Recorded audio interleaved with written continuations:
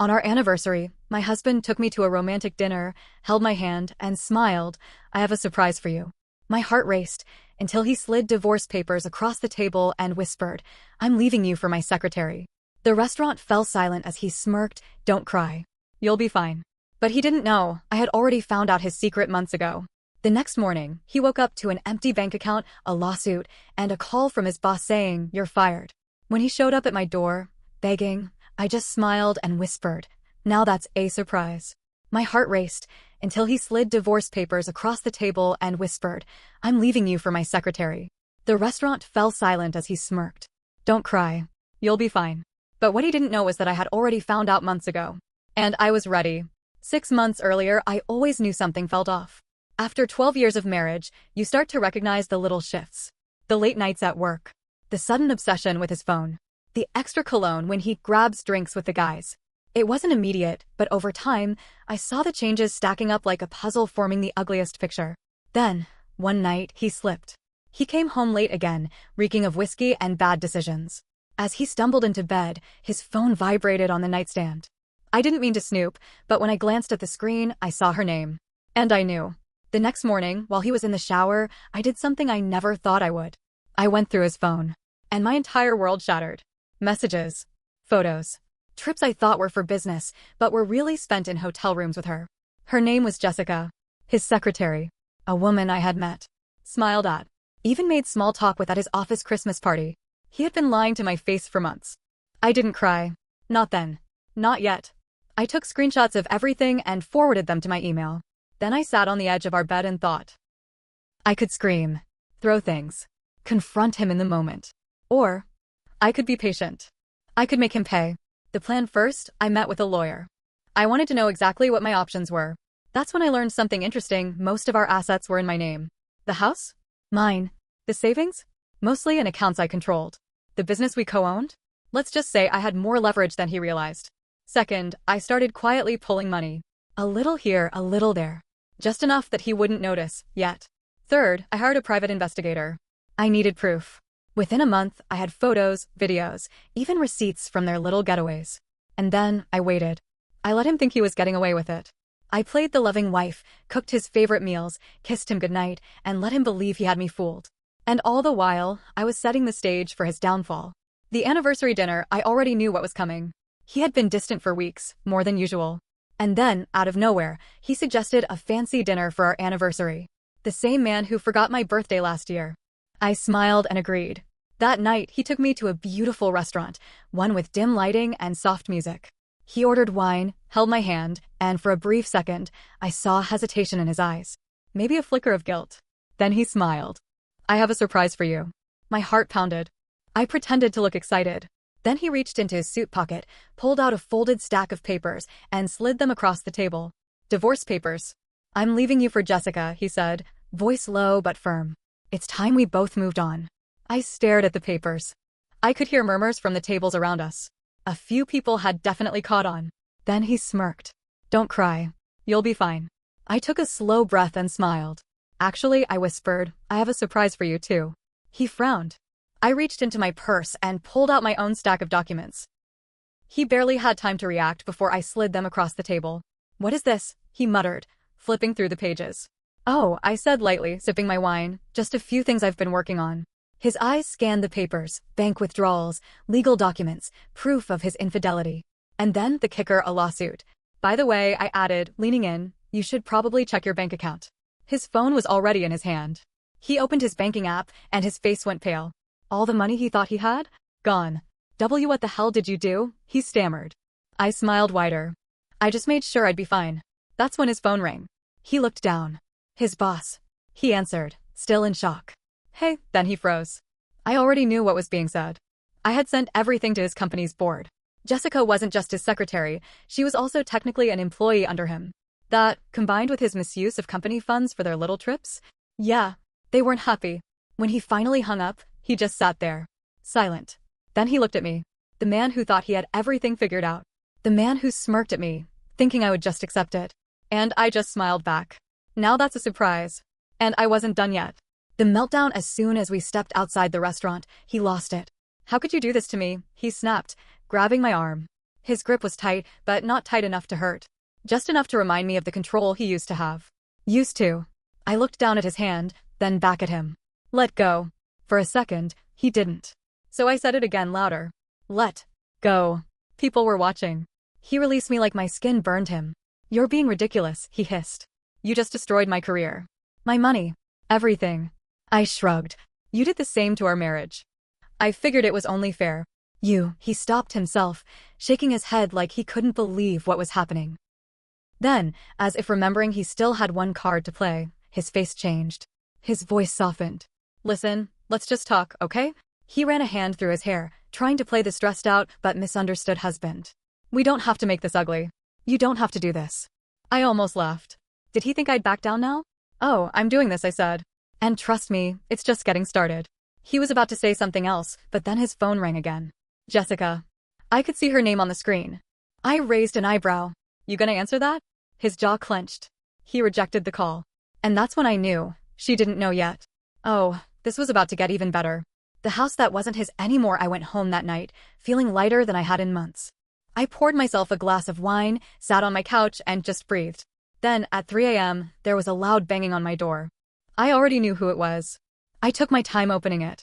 There he stood, red-eyed, disheveled, like his whole world had just caved in. And it had. Where's my stuff? He demanded. I leaned against the doorframe. Your stuff? Yes, my stuff. My suits, my files, I said, pretending to think. I had everything packed up for you. It's at the Motel 6 on Route 22. His face drained of color. You put my things in a motel? Of course not, I said sweetly. The motel's full. Your stuff is in storage. You'll have to pick it up in the morning. His eyes darkened. This is my house too, you know. No, I said, smiling. It's not. It's mine. The lawyer confirmed it. His mouth opened, then closed.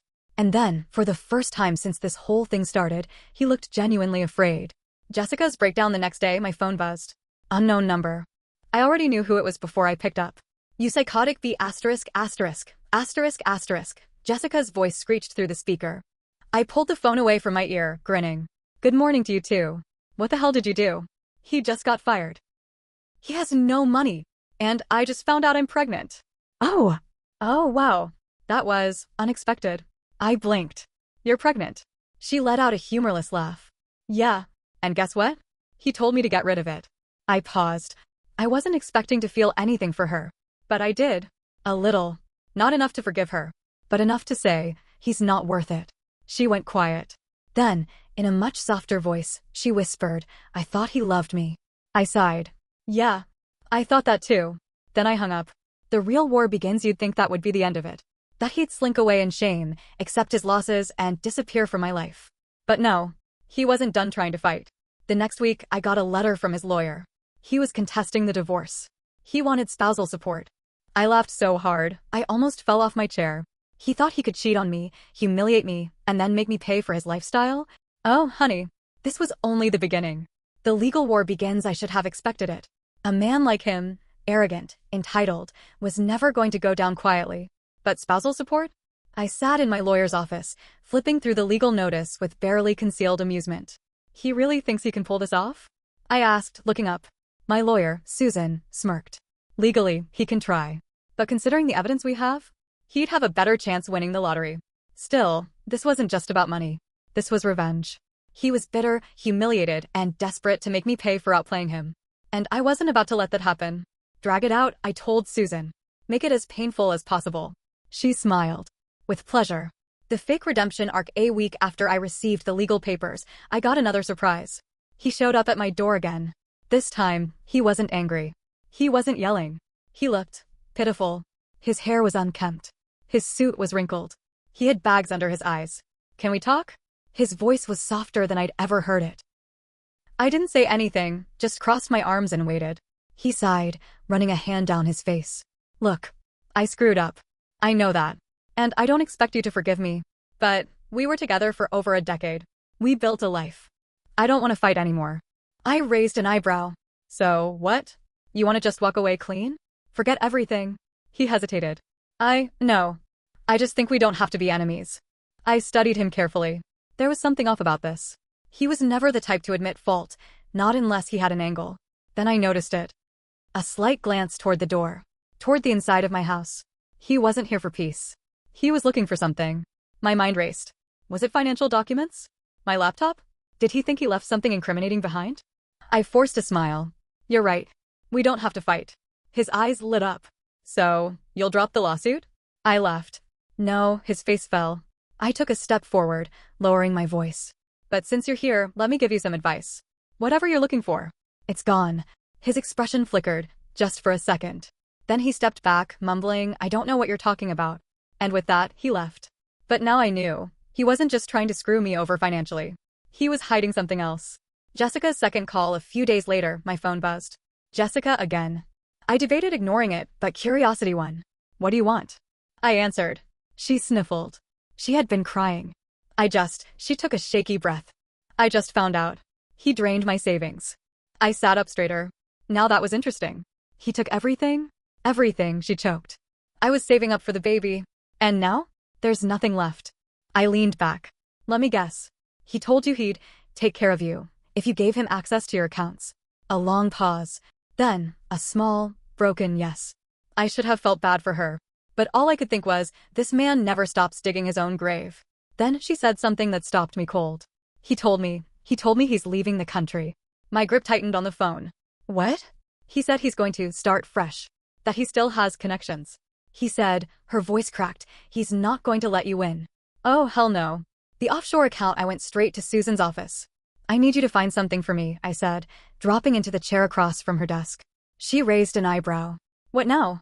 My husband, I said, voice sharp, is trying to flee the country. Susan's eyes darkened. Does he have the money to? He might. Because here's the thing, he had always been a little too secretive about his finances. I knew about our joint accounts. I knew about the business accounts. But there was always a hidden stash. I had never been able to find proof of it before. But now? I had motivation. Susan leaned forward. If he's planning to run, there's a chance he's already moving money around. We need to find out where. And we did. 2 days later, Susan called me. You were right, she said. He has an offshore account in the Cayman Islands. And get this, he just tried to transfer a large sum. I grinned. Can we stop it? Oh, honey, she said. We already did. The arrest, it turns out, hiding assets during a legal battle is a huge mistake. Especially when there's proof. His funds were frozen. His accounts were investigated. And then? The final nail in his coffin, he was charged with financial fraud. The morning he was arrested, I got a text from an unknown number. I hope you're happy, you vindictive B*****. I smiled. And I was. I thought I had one. His money was frozen. His reputation was in ruins. His job was gone, and he was about to go to court not just for the divorce, but also for fraud. But I should have known. A man like him? He'd rather burn everything down than accept defeat. The courtroom showdown the day of our divorce hearing, the courtroom was packed. I sat next to Susan, feeling confident. My soon-to-be ex was sitting across the aisle, looking completely wrecked. His suit was wrinkled. His hair was disheveled. He looked like a man who hadn't slept in weeks. Good. The judge went through the formalities, but when it was his turn to speak, he did something unexpected. He didn't beg. He didn't fight. He just laughed. A low, bitter chuckle as he rubbed his hands over his face. You really think you won, don't you? He muttered, shaking his head. Susan nudged me, whispering, don't react. But I didn't have to. Because then, he looked straight at Jessica. Yes, she was there. Sitting in the back row, hands clenched in her lap, looking like she wanted to sink into the floor. I hope you know she played you too, he sneered. She's not your friend, sweetheart. Jessica paled. The judge cleared his throat, annoyed. Sir, this is not the time for personal grievances, but he wasn't done. Oh, you want to talk grievances? He turned to me, eyes flashing. She's not as innocent as she pretends to be. I frowned. What the hell are you talking about? His lips curled. Check your emails. The courtroom murmured. Even Susan looked confused. I pulled out my phone, my fingers tense as I opened my inbox. And there it was. An anonymous email. With screenshots. At first, I didn't understand what I was looking at. Then it hit me. Jessica had known all along. Before I did. There were messages between her and my husband, dating back almost 2 years. In the beginning, she had been hesitant. But then, there was a message from him. She suspects nothing. Play nice with her. And her reply? Of course. She seems sweet. Dumb, but sweet. The air left my lungs. I stared at Jessica, who wouldn't meet my eyes. Oh, you thought she was just another victim? My husband said, shaking his head mockingly. No. She was in on it from the start. Until I stopped giving her what she wanted. Jessica shot up from her seat. That's not true. Oh! Then explain the messages. He spread his arms. Tell the whole room how you planned to replace her from the very beginning. Her face turned white. I had thought she was just the other woman. But she had played me too. I clenched my fists, my nails digging into my palms. I wasn't angry at her for sleeping with him. I was angry because, for a moment, I had felt sorry for her. And she had never deserved it. The meltdown, the courtroom exploded. Jessica tried to defend herself, saying he was twisting things. That she was just following his lead. But I wasn't listening anymore. I had wasted so much energy believing in the wrong people. And now? I felt nothing. The judge banged the gavel, demanding order. But I had already stood up. I turned to Jessica. She flinched, like she expected me to scream. I didn't. I just smiled. A cold, empty smile. You're not even worth hating, I said quietly. Then I walked out. The aftermath, the divorce was finalized. He got nothing. No house, no money, no future, and to top it all off, Jessica left him. After court, she had one last meltdown in the parking lot, screaming at him for ruining her life. She was stuck with no job, no savings, and a baby on the way. And he just laughed at her. Now you know how it feels. The last I heard, she moved back in with her parents. He never looked back.